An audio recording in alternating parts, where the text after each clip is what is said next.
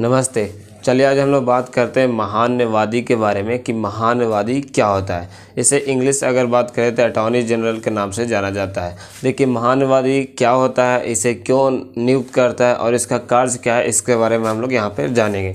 देखिए सबसे पहले हम लोग जान लेते हैं कि महान्यवादी क्या है। देखिए महान्यवादी एक प्रकार का अधिकारी है जो सरकार की तरफ से किसी भी मामले में यह सुनवाई कर सकता है, कहीं भी सुप्रीम कोर्ट या फिर जो निचले स्तर के अदालत होती है वो कहीं भी जाकर अपना लड़ाई लड़ सकता है, यानी कि सरकार के पक्ष रख सकता है। इसके बारे में हम लोग और डिटेल से पढ़ते हैं। सबसे पहले हम लोग देखते हैं कि यह जो है आर्टिकल 76 के अंतर्गत आता है। आर्टिकल 76 के अंतर्गत आती है। अब भारत के महान्यवादी पद का सृजन होगा। अगर आपसे कोई पूछ लिया जाए कि भारत का जो महान्यवादी का जो पद है वो आर्टिकल किस अंतर्गत आता है, तो आप बता दीजिएगा 76 के अंतर्गत आता है। अब इसकी योग्यता क्या होना चाहिए, क्योंकि किसी भी एग्ज़ाम को फॉर्म भरने के लिए आपको एलिजिबिलिटी तो पूछा जाता है, तो इसको भी एलिजिबिलिटी होती है, यानी कि योग्यता होनी चाहिए।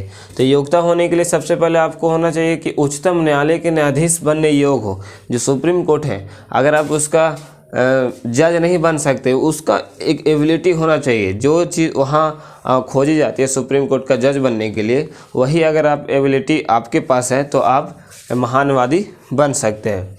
तो वेतन इसका जो है राष्ट्रपति निर्धारित करती है और हटा भी सकती है राष्ट्रपति, लेकिन प्रधानमंत्री की सिफारिश से ही ये काम होता है। हटाना और जो ये सब काम होती है, लाना और हटाना, ये राष्ट्रपति के काम होता है, बट जो सलाह देते हैं वो प्रधानमंत्री देते हैं। और ये राष्ट्रपति के पर्दा स्पर्श यानी कि उन पे डिपेंड है कि कब हटाना है और कब लाना है। ये पूरा का पूरा जो श्रेय है यानी कि राष्ट्रपति पर जाती है।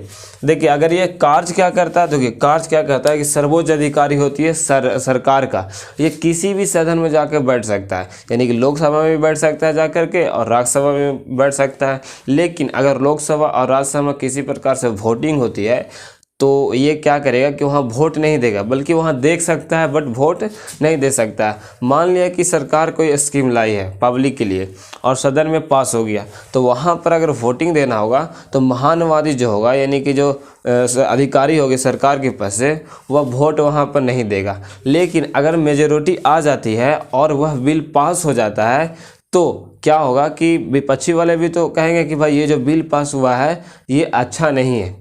लेकिन अगर ये अच्छा नहीं है इस तरह से विपक्षी वाला बोलेंगे तो सरकार क्या करेगी कि अपने जो वकील यानी कि सर्वोच्च अधिकारी ये सुप्रीम कोर्ट के पास भेजेगी, कहेगी कि भाई तुम जाकर देखो, उससे मूल्यांकन करवाओ क्या ये सही है या नहीं है। तो ये सरकार की तरफ से सर्वोच्च न्यायालय में अधिकारी बनकर जाती है और जितना भी स्कीम लाया है वो सर्वोच्च जो न्यायालय है वहाँ जाके रखती है और बातों को बताती है। यानी कि आप इतना सीधा सा मतलब समझिए कि देश के किसी भी सदन में जाके बैठ सकता है, सरकार के पद से बात कर सकता है और किसी भी अदालत में यह सुनवाई कर सकता है। आई होप कि ये सारी चीज़ आपको अच्छा लगा होगा, क्योंकि ज्ञान वही जो ज़िंदगी में काम आए। मेरे वीडियो को लाइक शेयर सब्सक्राइब कीजिएगा। मिलते हैं नेक्स्ट वीडियो में, तब तक के लिए बाय बाय।